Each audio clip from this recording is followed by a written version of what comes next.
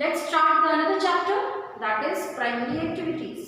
ये ज्योग्राफी का आपका 5th चैप्टर है, प्राइमरी एक्टिविटीज। ठीक है, प्राइमरी एक्टिविटीज के साथ साथ हम बच्चों और एक्टिविटीज के भी नाम लेते हैं प्राइमरी के साथ में। जैसे जब भी हम प्राइमरी एक्टिविटीज की बात करते हैं हम कहते हैं secondary activities, tertiary activities, and the 4th concept for us is that है क्वार्टरनरी एक्टिविटीज। ठीक है, तो इन दीज डेज हम प्राइमरी एक्टिविटीज को पढ़ने जा रहे हैं, लेकिन प्राइमरी एक्टिविटीज को हम किस बेस पर क्लासिफाइड करते हैं, यानी कि primary, secondary, tertiary, quaternary activities किस बेस पर हम क्लासिफाइड करते हैं। We classified on the basis of economical activities. Economical activities के बेसिस पर हम लोग इसको क्लासिफाइड करते हैं। ठीक है, तो हम 4 तरीके की एक्टिविटीज को पढ़ेंगे basically, primary activities, secondary activities, tertiary activities and quaternary activities. ठीक है, बट इन दिस चैप्टर में हम प्राइमरी एक्टिविटीज को ही डिस्कस करेंगे। प्राइमरी एक्टिविटीज क्या होते हैं?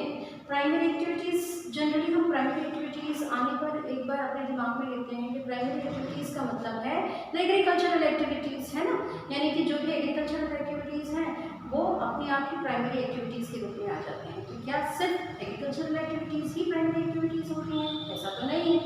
ठीक है, कैसे कह सकते हैं? Because primary activities means collection of natural resources.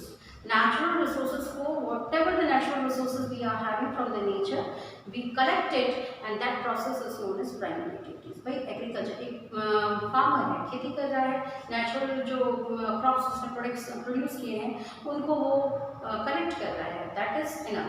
लेकिन इसके साथ साथ mining is also the part of the primary activities. ठीक है, dairy farming is also the primary activity. So many of the activities which are use to collect from the nature, that is known as the primary activities. ठीक है बच्चों, चलिए, also known as the red collar workers. देखिए, primary activities में जो काम करने वाले लोग हैं उनको हम रेड कॉलर वर्कर्स के नाम से जानते हैं। क्वेश्चन होता है क्यों हम रेड कॉलर वर्कर्स क्यों कहते हैं इन्हें? आपने जनरली सुना होगा वाइट कॉलर जॉब्स। ठीक है, यानी कि ऐसे एजुकेटेड लोगों के लिए जॉब क्रिएट होते हैं, जनरली वो सुनने में आता है वाइट कॉलर जॉब, है ना। लेकिन यहाँ पर the red collar job workers और the red collar workers are generally used by people who are working in the primary activities. ठीक है, जो प्राइमरी, क्योंकि ये आउटडोर वर्क होता है। ठीक है, तो आउटडोर वर्क सिंबॉलिक साइन एक रेड कलर के रूप में हमने लिया है, that's why we are utilising this, that the red colour. ठीक है, देखो बच्चों, ऐसा था कि गैदरिंग और हंटिंग, ठीक है, प्राइमरी एक्टिविटीज की ही पार्ट है, लेकिन ये बहुत ओल्डेस्ट फॉर्म का था। ओल्डेस्ट जो ओल्डर पीरियड था हमारा, उसमें जब अर्ली ह्यूमंस धीरे धीरे वो कलेक्शन सीखा, वो देखता पेट भरना है, तो they started to gathering the food, वही उसकी हैबिट थी, दे गैदर द फूड्स। ठीक है, तो ये पुरानी चीज़ें हैं, लेकिन क्या रिसेंट डेज में भी इसको अडॉप्ट किया जाता है? यस, इसको आज भी हम अडॉप्ट करते हैं। किस तरीके से? कई जगहों पे आप जानते हैं मार्केट में अलग अलग डिमांड्स होती हैं चीज़ों की। किस तरीके से डिमांड होती है? In these days we are demanding many of the medicinal herbs. ठीक है, आप जानते हैं कैंसर एक लाइलाज बीमारी है, लेकिन कुछ लोग दावा करते हैं कि सब medicinal plants on the Himalayan region are there. तो वो मेडिसिनल प्लांट्स को ये जो ट्राइब्स होते हैं they use to collect it and sell it to the market. ठीक है, तो that is at present they are also using for the marketing purpose, they are used to collect these things, चाहे उसमें bark हो, leaves हो, ठीक है, herbs हो, इन सबको they used to collect it। ठीक है, next term we have is the pastoralism। Primary activity का एक इम्पॉर्टेंट चीज़ है पेस्टोरिज्म। पेस्टोरिज्म का मतलब क्या है? Rearing of animals. ठीक है, जानवरों को डोमेस्टिकेट करना है ना, जो जानवरों को पालते हैं। अर्ली ह्यूमंस टाइम में आप जानते हैं कि जो ह्यूमंस थे they started domesticated the dogs, वो डॉग्स को डोमेस्टिकेट करता था। रीज़न क्या था? For their own protection. और रात को सो जाते थे तो उनकी प्रोटेक्शन के लिए they required some animal so that they can made aware कि कोई जंगली जानवर आ रहा है, वो दे स्टार्टेड बार्किंग और वो अवेयर हो जाते थे। ठीक है, तो पेस्टोरिज्म एक डोमेस्टिकेशन ऑफ एनिमल्स से जुड़ा हुआ है।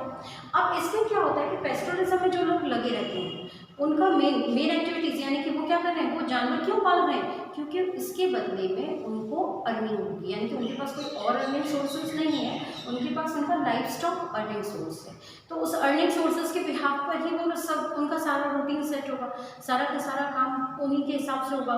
यानी कि हम ये कह सकते हैं these are in earlier period they were called as the nomadic herders, ठीक है, और द नॉमेडिक हर्डिंग्स, ठीक है। नॉमेड जो टर्म इस्तेमाल होता है वो किसके लिए होता है, माइग्रेटरी पर्सन्स के लिए, यानी कि जिनका परमानेंट कोई भी सेटलमेंट नहीं होता, वो मूव करते रहते हैं एक जगह से दूसरी जगह पे, ठीक है। तो ये नॉमेडिक हर्डिंग्स ये एंशिएंट पीरियड की बात हो रही है, मतलब एंशिएंट टाइम में भी इस्तेमाल किया जाता था।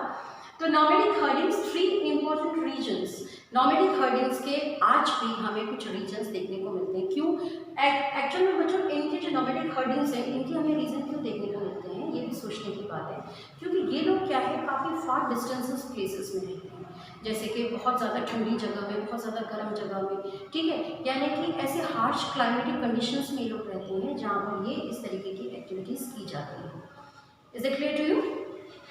सो द एरियाज, हम एरियाज कह सकते हैं, first the Atlantic shores of North Africa to Mongolia and central China, Mongolia और सेंट्रल चाइना, यानी कि आप सोचिए अटलांटिक शोर्स, अटलांटिक समुद्री किनारा जो है वहाँ के अफ्रीकन कॉन्टिनेंट से लेके and up to the China, ठीक है, मंगोलिया एंड चाइना, सब आपका जो सेंट्रल एशियन कंट्रीज हैं उन सब में यहाँ पे नॉमेडिक हर्डिंग्स देखने को मिलती है। क्यों? क्योंकि लिविंग कंडीशंस जितनी सूटेबल नहीं है उतना ही ये काम होता है, ठीक है। Second type of the settlement of the nomadic herdings, ये कहाँ पर मिलते हैं? Tundra region. टुंड्रा रीजन हम क्या कहते हैं? बहुत ज़्यादा हॉटेस्ट और कोल्डेस्ट रीजन को, ठीक है। तो टुंड्रा रीजन ऑफ यूरेशिया जो आप जानते हैं ना, रशिया में जो साइबेरियन प्लेन्स हैं वो बहुत ज़्यादा ठंडे रहते हैं, तो ऐसे हार्श क्लाइमेटिक कंडीशंस में that is Eurasia. And third region we are having southern hemisphere in south west Africa and Madagascar. यहाँ पे भी लिविंग कंडीशन सूटेबल नहीं, बहुत ज़्यादा hot and humid climatic area है यहाँ पर, ठीक है। तो इन सब जगहों पर we can see the reasons of nomadic herdings at present also, ठीक है। Now comes to the term transhumance. What is the meaning of transhumance? Transhumance क्या होता है? ये जो पेस्टोलिस्ट होते हैं, पेस्टोलिस्ट यानी कि वो जो चरवाहे होते हैं, अपने जानवरों को चराने के लिए एक जगह से दूसरी जगह पे घूमते रहते हैं।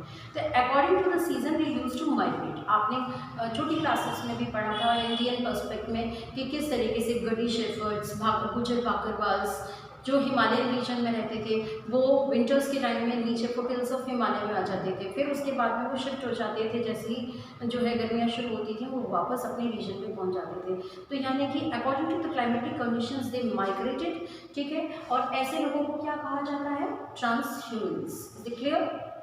नाउ डिक्रीजिंग, हम ये कहते हैं नॉमेडिक हर्डिंग्स इन दिनों डिक्रीज्ड हो रही है। डिक्रीज्ड होने का कारण है दो। First one is the imposition of political boundaries. Impositions of the political boundaries यानी कि पॉलिटिकल बाउंड्रीज अब धीरे धीरे हर देश की अपनी बन गई है and they controlled these people not to migrate from here and there, ठीक है। And the second important the new settlement plan by different countries, अलग अलग कंट्रीज के अलग अलग जो है डेवलपमेंट प्लान्स है।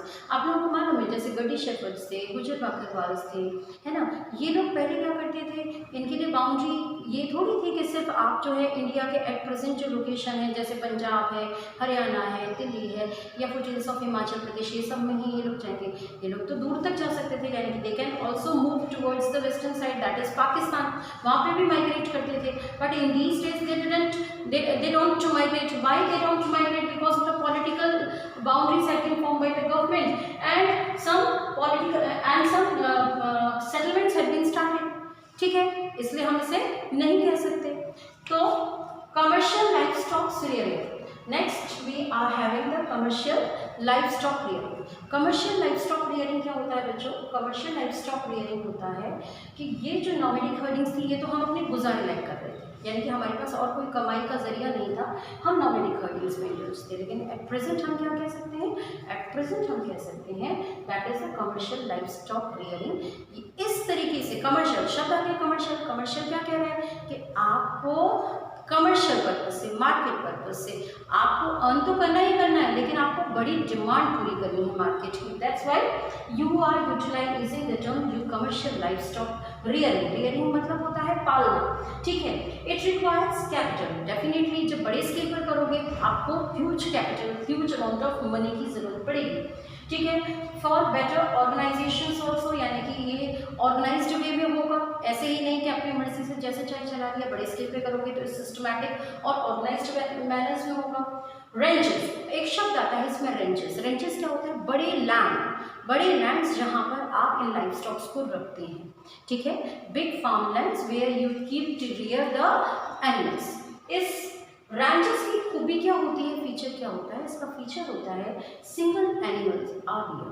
जैसे गाय है तो सारी गाय ही आप पाल रहे हैं, ठीक है। गोट्स है तो गोट्स ही कर रहे हैं, या फिर अगर आप मुर्गी पालन कर रहे हैं तो वो सेम सिंगल एक तरीके के ही उस पर आप प्रोडक्शन पर ध्यान देंगे, ठीक है। Scientific basis, definitely scientific basis पर ये किया जाता है, यानी कि इसके लिए आप लोगों को हर चीज़ की ज़रूरत पड़ती है। Step by step you need doctors, जो आपके वेटरनरी डॉक्टर्स होते हैं, ठीक है। टाइम टू टाइम उनके फूड सप्लीमेंट्स, डाइट, ये सब कुछ मेंशन किया जाता है, ठीक है। So this is whole about the life stocks related to the primary activity. Primary activities में जहाँ हम लाइफ स्टॉक से कंसर्न रहते हैं। अब हम आ जाते हैं एग्रीकल्चर पे, ठीक है। एग्रीकल्चर के लिए हम लोग ये कह सकते हैं बच्चों कि हमारा जो एग्रीकल्चर है वो एग्रीकल्चर आज हम उसको कई क्लास फॉर्म में करते हैं, यानी कि हम इसको कई पार्ट्स में बांट सकते हैं। That is subsistence agriculture, plantation agriculture, extensive agriculture, mixed farming, dairy farming, Mediterranean agriculture, market gardening and horticulture, cooperative farming and collective farming too. So these are the different kinds of farming or agriculture pattern which we are going to read in the next part. Is it clear? Okay बच्चों, thank you.